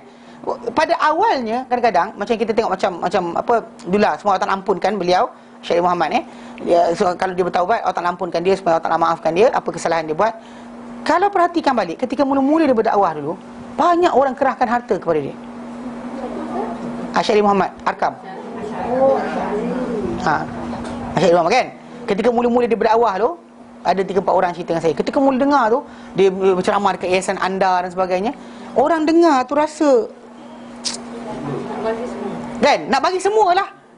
Apa nak dia, dan dia pun memang sungguh dia apa, Arkam sebenarnya bukan masalah pandai ekonomi. Dia setiap ahli dia tadi dia wajibkan potong gaji, tahu tak? Gaji potong masuk dalam Arkam punya tabung. Tu sebab duit dia banyak. Kan yang tergadai banglo banyak orang, bukan seorang 2 orang, ramai. Tak tanya kat Taman Tun ni. Serius. Tak ada perkawan lawak. Masa dia banyak orang yang memang mungkin pada asal tadi dia pun cakap tadi tu, orang kata apa, cukup meyakinkan. Dia walaupun kita kata bila perhatikan balik, bila dikaji balik apa dia cakap dengan apa yang kita belajar daripada Quran dan hadis Nabi SAW, Quran dan hadis Nabi lagi tinggi. Bahkan mungkin ada kita kata penceramah zaman kita lagi hebat daripada dia dalam masalah apa, pendalilan dengan Quran dan hadis. Tapi mungkin ketika tu Allah Ta'ala berikan pembukaan pada dia, orang terima cakap dia. Yang dia cakap apa, orang nampak benda tu sebagai besar dan sebagainya, orang sanggup berkorban. Kan? Yang tak pakai hijab, pakai hijab, yang pakai tudung, pakai purdah dan sebagainya. Dan ciri benda tu dahsyat. Tetapi lah, sampai penghujung kehidupan dia, kan benda tu dapat sikit, mula start kahwin cerai, ambil ahli mana yang cantik, ambil kahwin cerai ni, kan cuma seorang kan, yang apa yang sekarang ni yang kena dakwa baru ni, isteri tu saja yang kekal. Yang lain semuanya kahwin cerai. Dia kahwin cerai. Lepas tu anak murid lah dia ajar janda tok guru adalah bagus. Sibuk semua berebut nak kahwin janda tok guru. Maksud dia yang janda tok guru pun tak ada bimbang kerana apa? Dia akan dijaga. Tak serius. Benda tu ada ideologi yang dahsyat. Di penghujung tu kan, dia ada bas yang kita kerajaan Malaysia pun tak ada bas tu. Bas itu juta harga. Bas yang boleh coach yang besar tu kan. Zaman tu memang kita kata hebat lah. Dia tak ada siapa bas yang tu. Dia seorang je ada bas tu. Mana Arkam ada bas tu, kerajaan apa, Kementerian Pelajaran ke apa, tak ada bas yang tu. Tapi dahsyat. Orang kata macam hebat-hebat. In the end tu, hujung sampai tiba-tiba dia lah Ibn Tamim. Dia lah Imam Mahdi. Tiba-tiba nampak start. So benda tadi punca tu, sebab kita kata macam Ibn Mas'ud kata, kalau siapa nak ambil tauladan, ambil orang telah mati. Macam kata ustaz ni pun, kalau ditunjuk kepada diri dia, tak payah tengok pada dia, tengok pada apa? Sahabat Nabi yang dia tunjukkan. Pasal yang sebenarnya, yang contoh macam kerja para ulama ni menunjukkan kepada apa? Para anbiya dan juga orang yang mengikuti para anbiya. Bukannya inilah diri mereka sendiri. Mana pasal dia manusia kan, dia takkan setara dengan para sahabat Nabi. Tak ada ustaz-ustaz, tak ada wali-wali mana setara dengan para sahabat Nabi SAW. Tak ada siapa setara dengan para sahabat. Jadi kita kata dengan sebab itu, mereka ni para sahabat Nabi SAW tu, Ibn Mas'ud kata, siapa nak ambil tauladan, ambil dengan orang mati. Orang hidup tak tentu lagi fitnah. Boleh jadi besok lusa dia berubah. Boleh jadi dengan harta ke, dapat duit dan sebagainya, berhenti mengajar. Kemudian tu gaji mengajar, tiba kan kaya. Kenapa tak ngajar dah ustaz? Tak payahlah, malas lah. Contohnya tu tak. Benda tu akan berlaku. Kan? Actually benda tu boleh berlaku. Bahkan banyak berlaku. Kan? Asalnya percuma, tak ada masalah, tiba-tiba kena bayar. Maksud dia inilah, panggil sekali 5,000, 10,000 sebagainya. Dah jadi apa? Jadi artis kan. Jadi dia selebriti. Mula tak apa, tak kisah, tak bayar pun tak apa. Lepas tu kena panggil saya ni, kenalah jauh juga ni saya datang ni. Minyak dan sebagainya, habis. Itu sebab kenapa Ibn Mas'ud kata, siapa nak tengok tauladan, tengok orang telah mati. Yang hidup tak selamat fitnah. Ini khusus sahabat je tak? Yelah, pada orang mati lain tak pakai lagi. Itu sebab kenapa dikatakan mereka itu, sambungannya, mereka itu sahabat-sahabat Muhammad sallallahu alaihi wasallam, pendamping Muhammad sallallahu alaihi wasallam. Mereka adalah golongan terafdal umat ini. Tak ada siapa lebih afdal banding para sahabat. Paling baik hati di kalangan mereka, di kalangan umat ini. Paling dalam pengetahuan di kalangan umat ini. Paling sedikit memberatkan maksudnya paling sedikit memberatkan, maksudnya tidak ada. Mereka ni overthinking, over amal. Nabi limitkan, Nabi sekat. Tiap kali mereka nak ni, mereka takkan buat. Bahkan mereka takkan ada yang benda yang buat tadi improvise daripada apa yang Nabi buat. Semuanya dalam guideline Nabi letakkan. Macam kita ni memberat-beratkan kan. Contoh macam tak ada sekian, macam mana nak buat? Contoh anak lahir ni, nak kena panggil orang, cek buah kelapa. Aduh kan, nak kena sekian, dengan cukup kepala, tak ada buah kelapa, panggil marhaban, kena keluar duit. Contoh macam bab kahwin kan. Kahwin kan mudah, simple untuk para sahabat. Tapi kita ni payah. Kan payah macam-macam. Kena ada sekian, kena ada bantal besar, baju ni, baju itu, mak andam, kelamin, bla. Akad kahwin kadang-kadang besar tu, kadang RM10 pun ada. Kan, minta maaf cakap lah kalau terkena, tapi kena cakap juga. Kan seriously kalau apply pada benda lain, jemputan tadi kan, yang lebih baik dari jemputan kad. Jadi kalau kita dapat cakap sendiri dengan orang tu, kad tadi untuk peringatan saja. Tapi anyway, kita kata zaman sekarang ni dengan SMS, MMS dan sebagainya, boleh hantar macam-macam benda lagi cantik dari tu. Skeping kad RM10. Mana tak macam buku ada? Yang buku tu bukan hadiah kot ke apa? Tak, kad tu macam buku. Tebal. Alah. Orang tu buang nanti tu tak? Tak pakai pun, tak simpan pun. Kalau siapa pandai bijak sikit, beli buku kan, kemudian letak dekat jemputan tu dekat muka pertama. Kayak itu. Kemudian lain buku tu dia baca. Mana kalau dia kata lepas kahwin anak kita pun buku tu boleh dibaca oleh dia. Tapi lah mahal juga. Tapi lagi baik daripada hantar setakat kad corak saja. Kan macam-macam benda. Di sini kita kata kedudukan perbelanjaan dan sebagainya, memberat-beratkan diri, payah-payahkan, menyusahkan. Para sahabat Nabi tak menyusahkan. Apa ada. Tak ada sudah. Tak ada dia pening kepala. Macam kita sekarang ni pening kepala. Contoh macam hari kebangsaan, lepas tu nak kena beli mercun. Nak kena tak tembak mercun. Tak tembak mercun tak boleh. Kan kena berarak. Kenapa kena berarak? Tak tahu kena berarak. Tak kenapa? Itu masalah dia. Benda tu memberat-beratkan. Tak perlu pun. Hatta contoh macam kita kata, macam kalau betul nak apply tadi kan, contoh macam kita kata untuk kerakyatan, perarakan sebagainya, gunakan untuk belajar. Lebih baik daripada gunakan untuk benda tu tembak bunga api dan sebagainya. Tapi manusia ni lah kadang-kadang, para sahabat Nabi tak ada sibuk memberat-beratkan. Itu Nabi kata dalam hadis yang lain, Nabi kata apa? Aku wa atqiya ummati, dan orang-orang bertakwa umatku, bari'u minat takalluf. bersih daripada memberat-beratkan diri. Benda tak ada, tak payah cari. Benda ada, amalkan. Tak usah sibuk cari benda tak ada. Memang kita sekarang ni kadang-kadang kita ajarkan ilmu tertentu, berkenaan solat malam ke. Kadang orang tu tanya soalan lebih dalam daripada apa sepatutnya. Contoh ni, okey, kita ajar infak harta.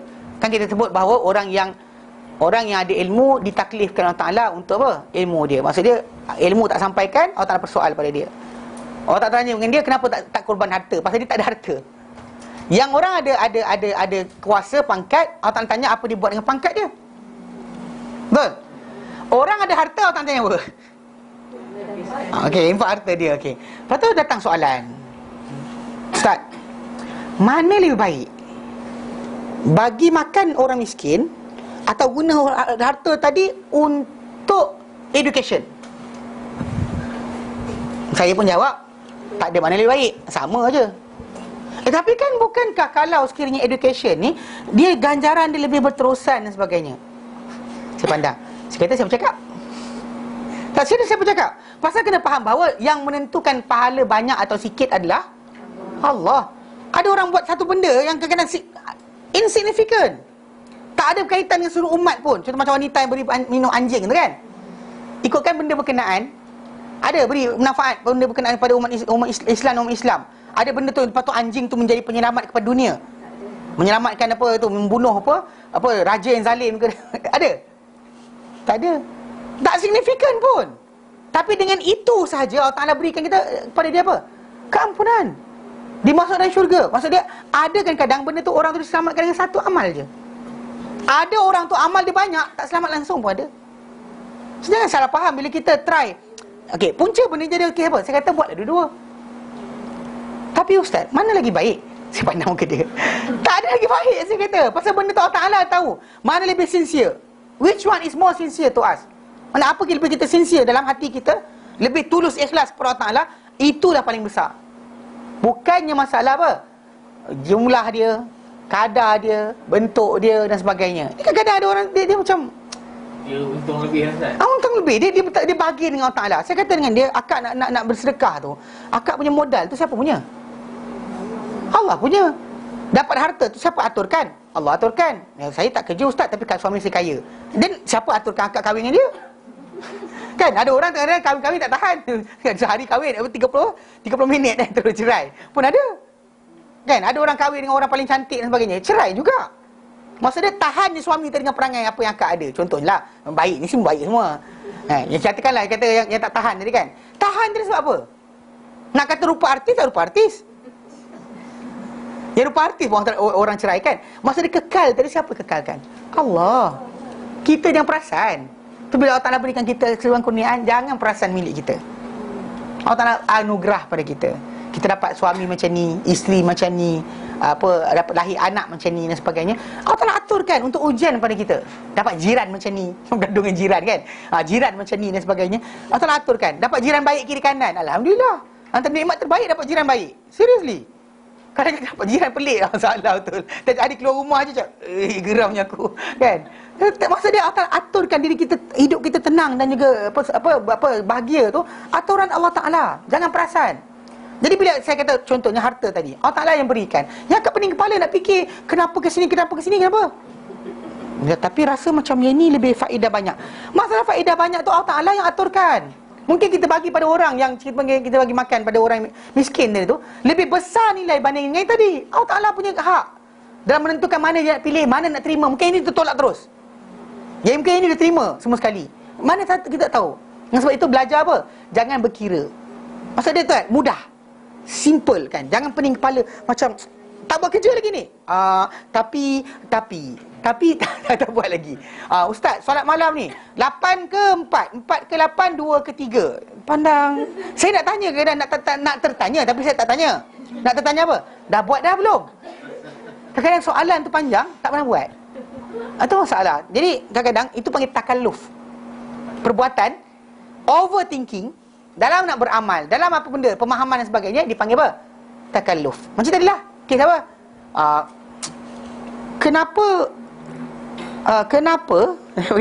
Kenapa rukuk tu rupa macam tu? Kenapa sujud rupa macam tu? Dia takalluf.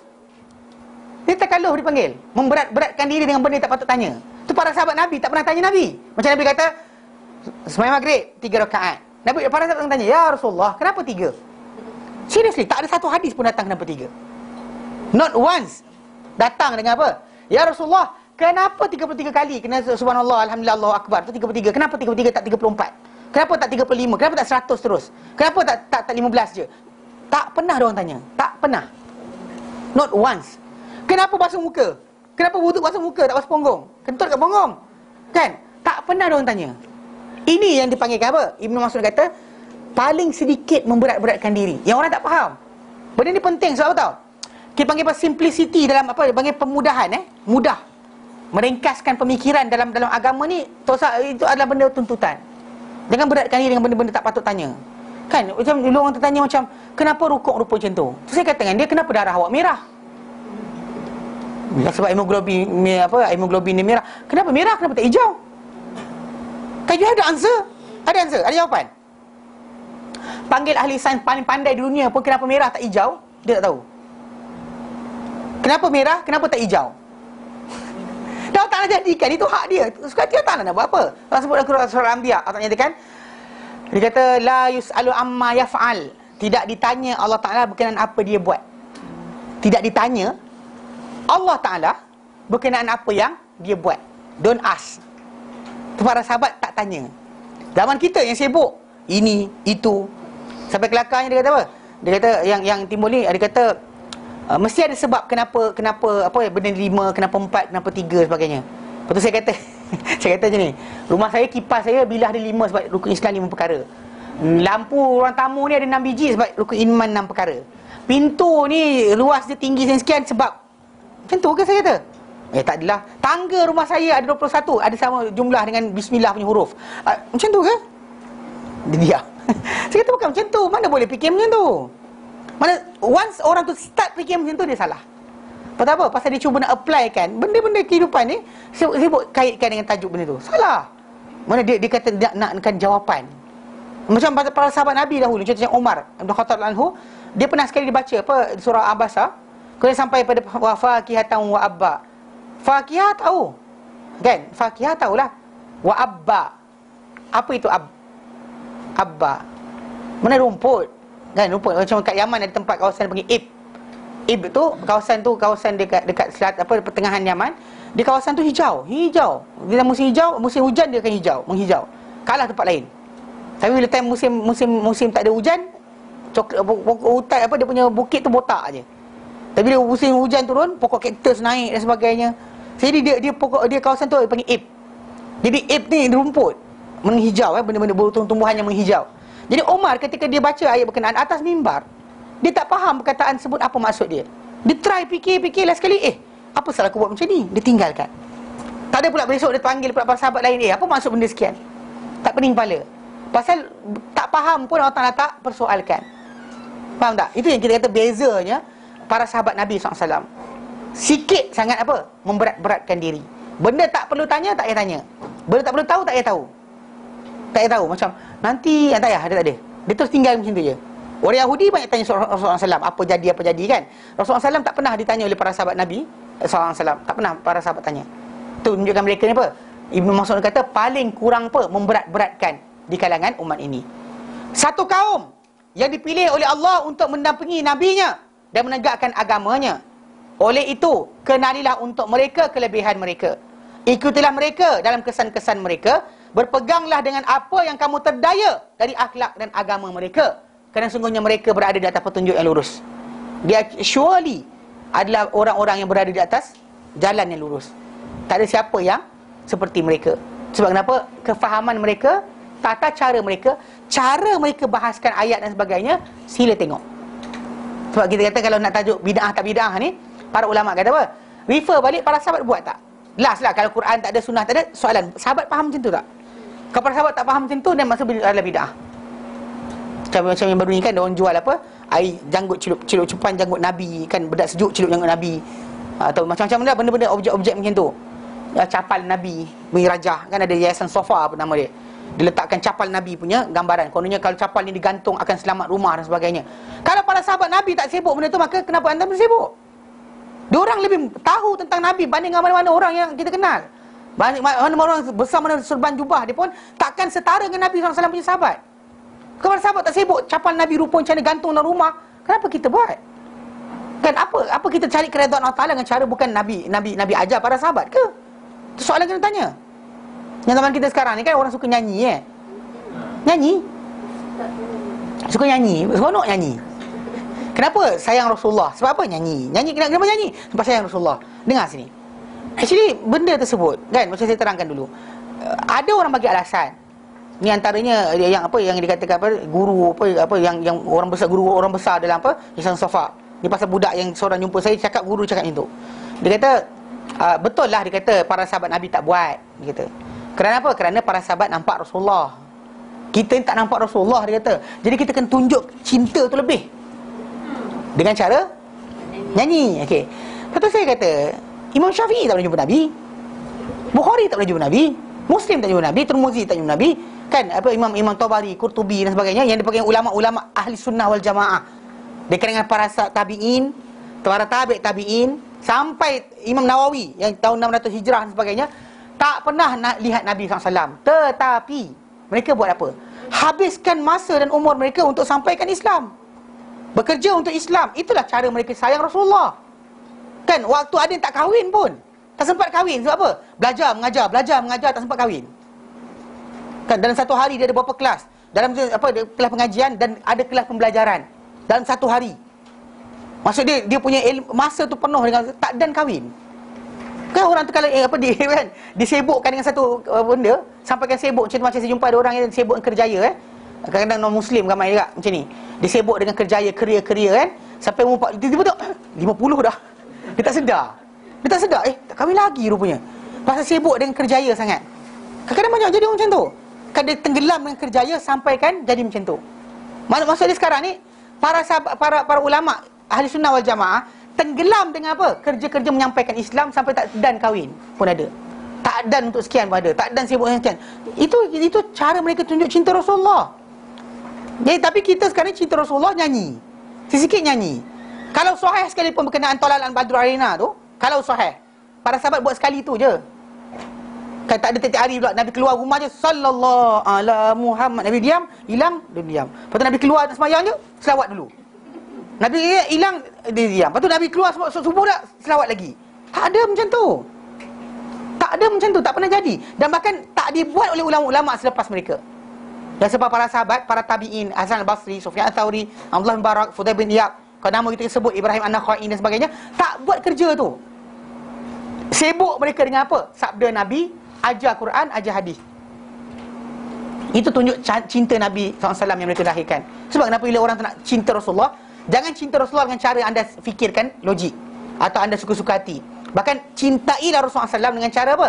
Cara para sahabat tunjukkan, yang ditiru oleh para tabi'in dan tabi'in selepas tu. Baru betul anda cinta Rasulullah. Jika tidak, cakap di mulut anda cinta Rasulullah, tapi apa? Kaedah cinta tadi anda salah. Confirm salah. Bukan tak ada silap langsung. Memang confirm salah.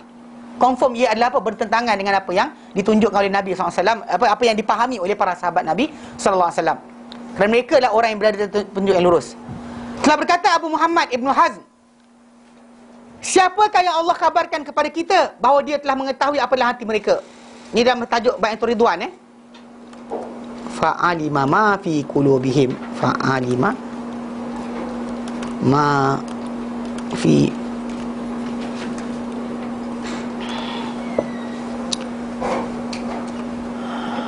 Surah Al-Fathu ayat 18. Al-Fathu ayat 18 Al-Fath ayat 18. Okay. Ibn Hazm berkata, siapakah manusia yang Allah kabarkan Allah Ta'ala tahu dah apa dalam hati mereka, dia redai mereka dan dia turunkan ketenangan ke atas mereka. Siapakah golongan ni? Pasal Allah sebut dalam surah Al-Fathu ayat 18, Allah nyatakan, laqad radiyallahu 'anil mu'minin. Sungguh Allah telah redha terhadap orang-orang beriman, idh yubayi'unaka tahta syajarah, ketika mereka membai'ah engkau hai Muhammad di bawah pokok. Pasal kisah dia ketika di Hudaibiyah, mereka tersekat tak boleh masuk Mekah. Lalu Nabi dengar cerita ada orang sampaikan khabar bahawa Uthman telah dibunuh di Mekah. Uthman dihantar untuk berbincang Tapi dengan khabar dia dibunuh, maka Nabi ajak para sahabat buat perjanjian. Kalau Osman dibunuh, diorang masuk ke Mekah dalam keadaan apa? Berperang. Walaupun senjata tak cukup, pakai ihram sekalipun, masuk perang. Jadi mereka berjanji. Perjanjian mereka adalah perjanjian Ridwan. Baik atau Ridwan Dan Allah Ta'ala rekodkan dalam Quran dan surah Al-Fatih ayat 18, Allah Ta'ala nyatakan, laqad radiyallah, demi sungguhnya telah redha Allah Ta'ala anil mu'minin, terhadap orang beriman, idh yubayi'unaka tahta syajarah, ketika mereka membayar engkau di bawah pokok. Fa'alima ma fi qulubihim, Allah Ta'ala tahu apa dalam hati mereka. Fa'anzalallahu sakinatahu alaihim, dan Allah Ta'ala turunkan ke atas mereka apa? Ketenangannya. Maksud dia tak ada orang macam ni yang Allah Ta'ala berikan apa? Dalam hati mereka Allah Ta'ala tahu. Kemudian Allah Ta'ala redha terhadap mereka, kemudian Allah Ta'ala turun ketenangan ke atas mereka. Kan? Ini kecuali para sahabat saja. Tidak boleh, dia kata, Ibnul Hazm kata, tidak boleh seseorang teragak-agak mengenai keadaan mereka atau syak sama sekali terhadap mereka. Syak terhadap mereka sama sekali. Kalau ada orang tu syak terhadap para sahabat Nabi, ketahuilah orang itu adalah orang yang, anda boleh kata orang tu Islam tu tak betul. Whoever say something about sahabat, ragu terhadap para sahabat Nabi, maka orang tu Islam dia masalah.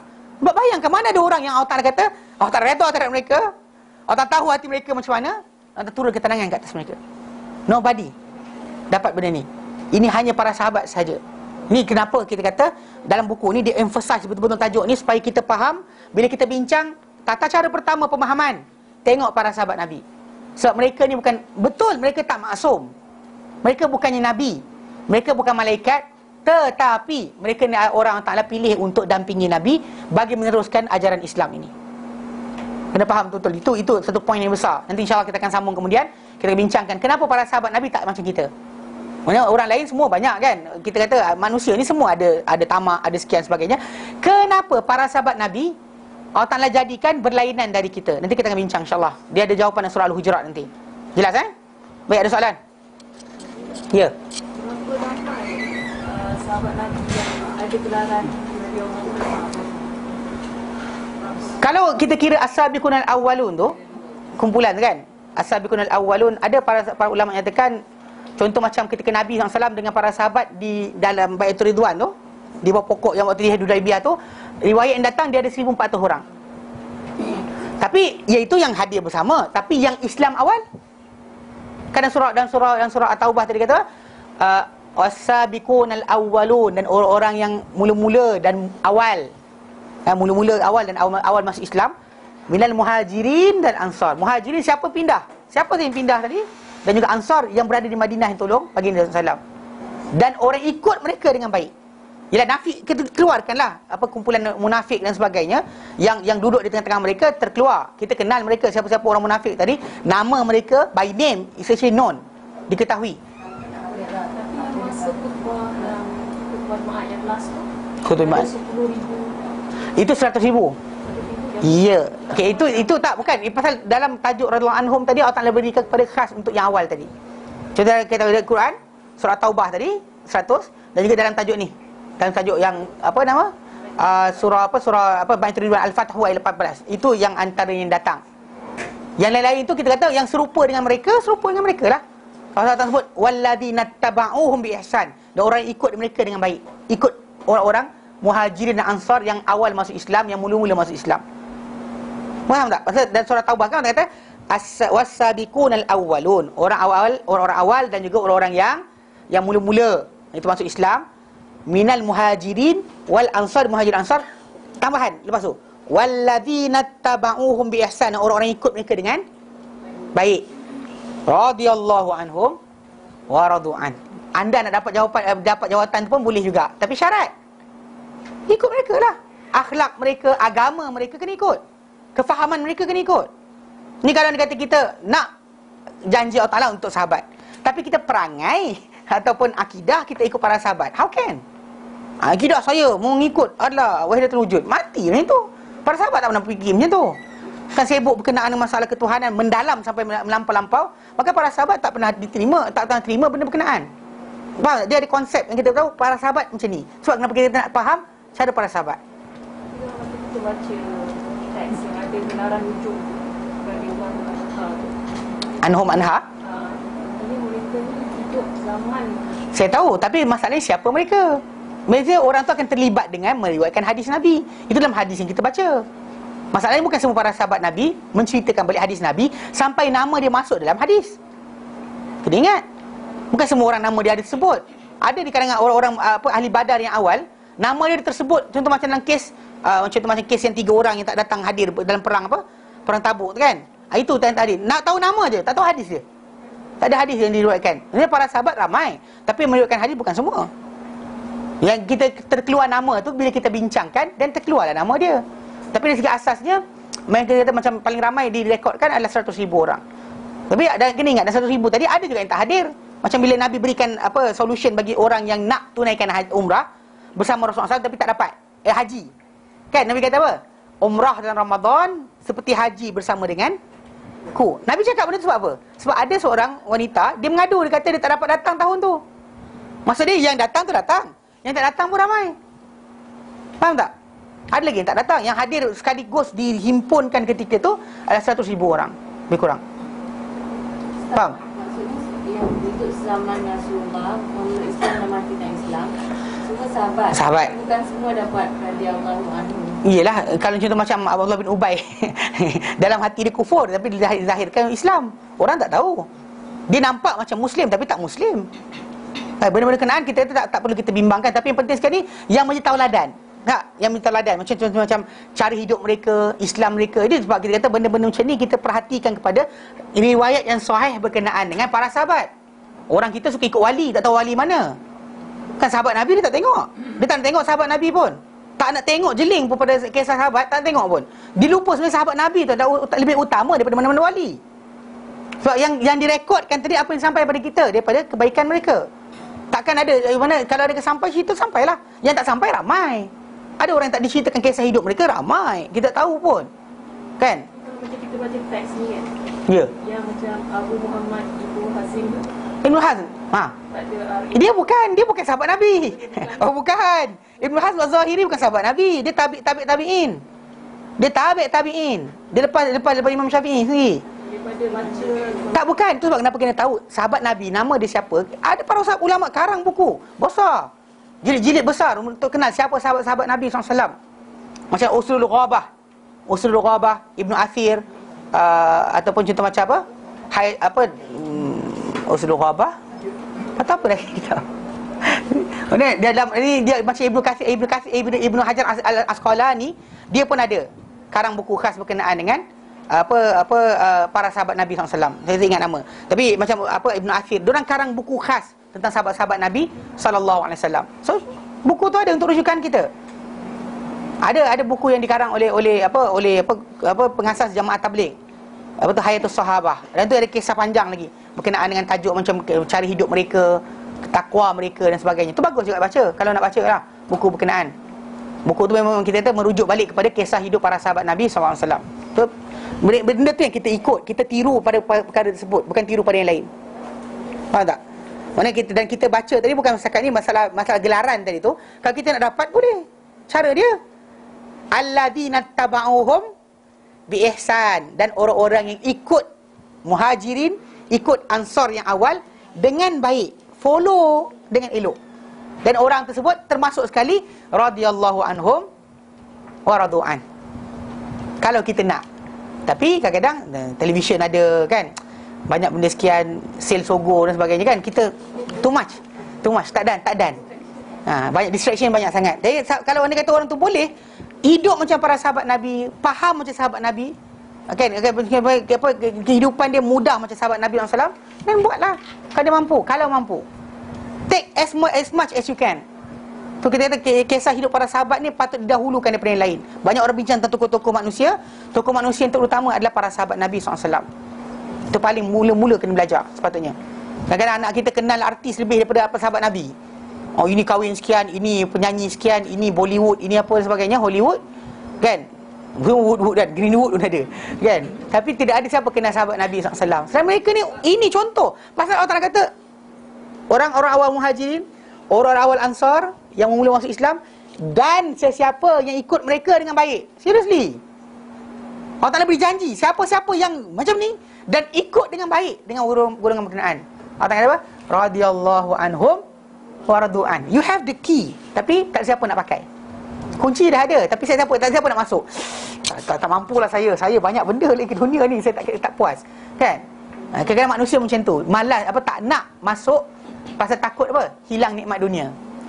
Kan? Nanti kalau tak tahu sangat bahaya, nanti kan kita tak nak tengok TV. Payah juga ni orang kata kita sesat. Masalah lah.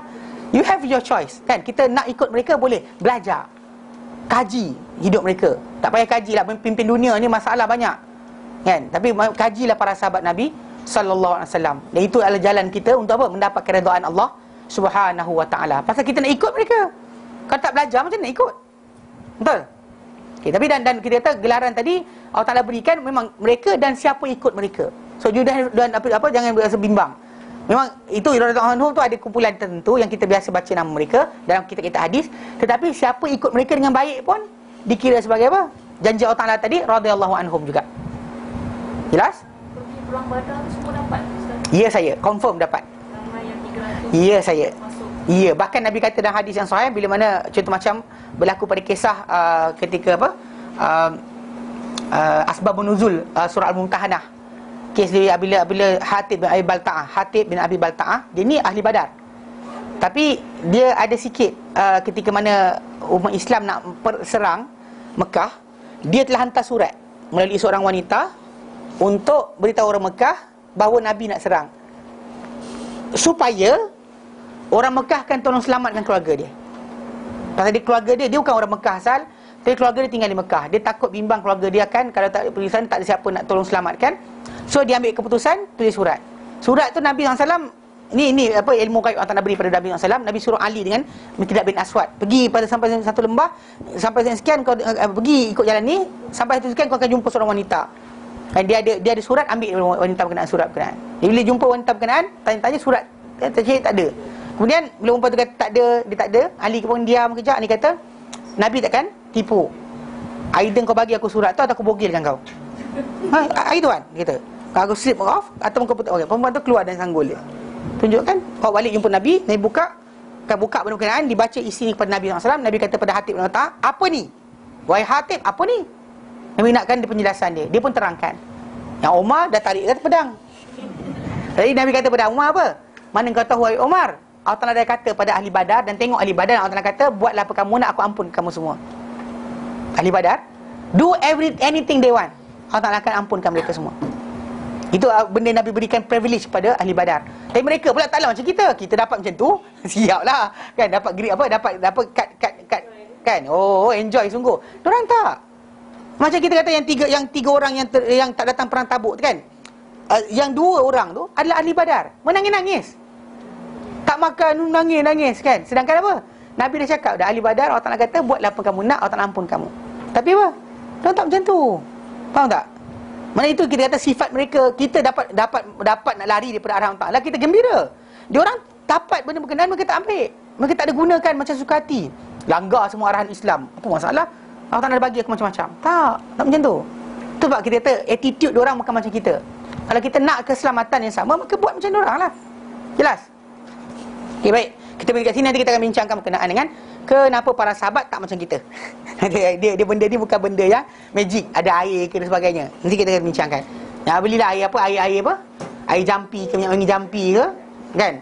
Yang kononnya boleh mengubah perangai anak ke, tak ada. Sahabat Nabi SAW, Allah Ta'ala berikan satu benda yang berlainan. Baik, kita berhenti kat sini. Wallahu ta'ala alam. Wassallallahu ala sayyidina Muhammad wa sallam. Alhamdulillah alamin. Assalamualaikum warahmatullahi wabarakatuh.